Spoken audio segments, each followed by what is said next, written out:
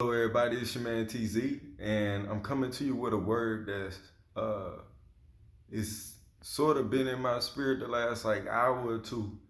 Um, I talked to my wife about it, and she was like, "Yeah, like people need to hear that." So hopefully this make a connection.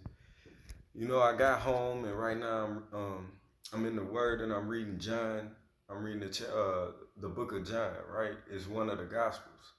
So I'm currently in John 11. I'm on John 11. That's what I'm reading next. But I read John 9 and John 10 today, right? And in John 9, Jesus encounters this man, right? He encounters this man that was blind from birth. And so Jesus heals him. Y'all know the story of when Jesus spit on the clay and he rubbed the clay into the man's eyes and he regained his sight. That's the story that I was reading today.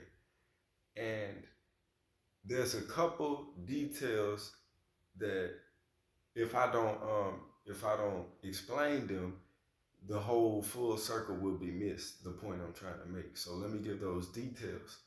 Uh, Detail number one is that Jesus healed this man on the Sabbath day, right?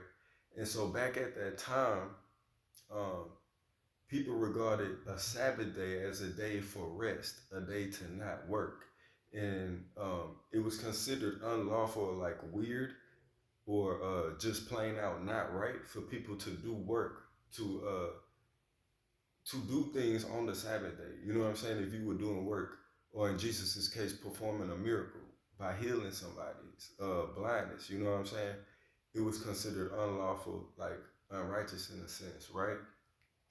And I know that may be hard for us to understand in the Western world because uh, over here, you know what I'm saying, myself included, like I could work, you know, from Monday to the next Sunday, you know what I'm saying, and nobody trips around here, you know, but that's just how it was in that time.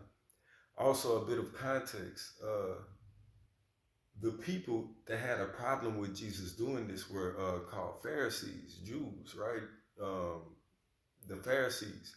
They were teachers of religious law. They were considered the experts in the teaching of the law of Moses, the Ten Commandments. So that was the first set of laws that God set down. You know what I'm saying?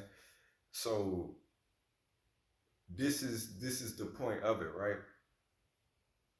So they came up to Jesus tripping. They went up to the blind man. They was like, "Yo, how is it that you the neighborhood blind man, but today you got sight? Like what happened?" And the blind man was like, "There was a man, he healed me." And it eventually came back around to Jesus, right? That Jesus was the man that healed him. And so the Pharisees not only had a problem with him healing that blind man on the Sabbath day, which is remember considered unlawful, right? They also had a problem that Jesus equated himself with God. He said that he was the Son of God. So that was considered blasphemy. And blasphemy was punishable by being stoned. You know what I'm saying? If you committed blasphemy, then your punishment, your consequence was being stoned. And what stoned is they would like tie you up to a tree and throw stones at you, throw like big rocks at you until you die, right? That's just the context of this period of time in the world, right? So Jesus's response and the way he carried himself is what I want to focus on. That is that's the message that I'm trying to get across. I could go back to the pages for you, bro. So Jesus was basically telling them, "Hey, I'm the Son of God." You know what I mean? And why should it matter if this man was healed on the Sabbath day or not? You know what I mean? As long as he healed, I'm doing the work of my Father that sent me. So, like in John 10:25, uh, Jesus said, "I told you, and ye believe not. The works that I do in my Father's name. They bear witness of me." Basically saying, this is proof that I'm the Christ. "But ye believe not, because ye are not of my sheep, as I said unto you. My sheep hear my voice, and I know them, and they follow me. And I give unto them eternal life, and they shall never perish, neither shall any man pluck them out of my hand. My Father, talking about God, which gave them me, is greater than all, and no man is able to pluck them out of my Father's hand. I and my Father are one, is what Jesus said. And remember, the context of the situation is it's considered blasphemy to equate yourself to God, to say that you are the Son of God, right? Which is ironic because Christ is the Son of God, right? So you could imagine that these people hearing this were mad just because of the culture. So in John chapter 10, verse 31, it says that then the Jews took up stones again to stone Jesus, right? They didn't end up stoning him right there. But the next verse is what I want to focus on. Jesus answered them, "Many good works have I showed you from my Father. For which of these works do you stone me?" And I wanna highlight how calm Jesus was. I wanna highlight and admire that even though these people were coming at him, an adversary, right? An adversary was bringing all kind of foolishness towards him, trying to take his peace, trying to knock him off of his path of purpose, right? It was within his will. You know what I'm saying? God sent him to do these miracles, right? It was within his will to do what he did by healing that blind man, right? And these people coming up him because it's against tradition, saying, "Hey, I got a problem with this." Jesus said, Jesus said, "Many good works have I showed you from my Father. For which of these works do you stone me?" The Jews answered him, saying, "For a good work we stone thee not, but for blasphemy, because that thou, being a man, makest thyself God," saying that he was equating himself to God. I like how Jesus stood firm in his character, stood firm in his identity. He wasn't even really worried about these people picking up these stones to stone him. Why? Because he knew that he was in purpose. He had peace and a calmness about him because he knew that his life was not over yet. You know what I'm saying? It was like a supernatural confidence almost. And to bring this video full circle, who are we?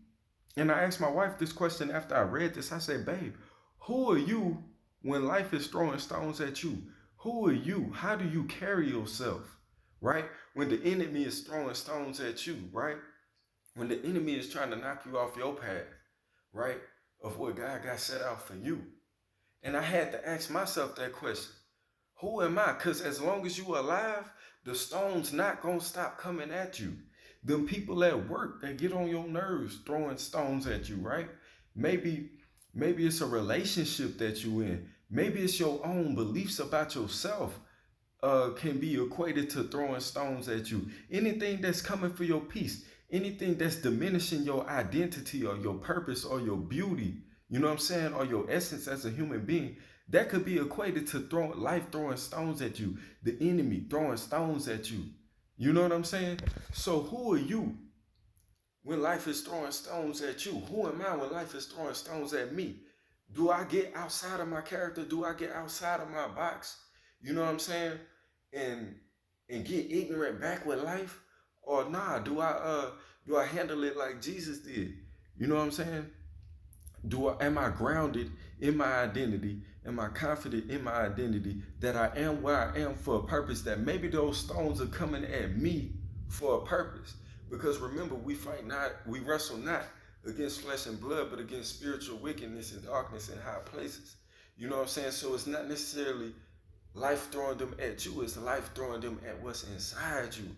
It's life throwing them at what's inside you that could be. You know what I'm saying? Life is throwing that at your potential. You know what I'm saying? So be confident and be firm. Stand firm in who you are. Carry yourself like how Jesus carried himself. Calm, cool, collected. You know what I mean? Peace of mind, because he knew he was in purpose. It was not his time to go. So hopefully that message meant something to somebody. I tried my best to explain what was in my heart. Right, it's with love and peace that I come to y'all. Y'all be blessed.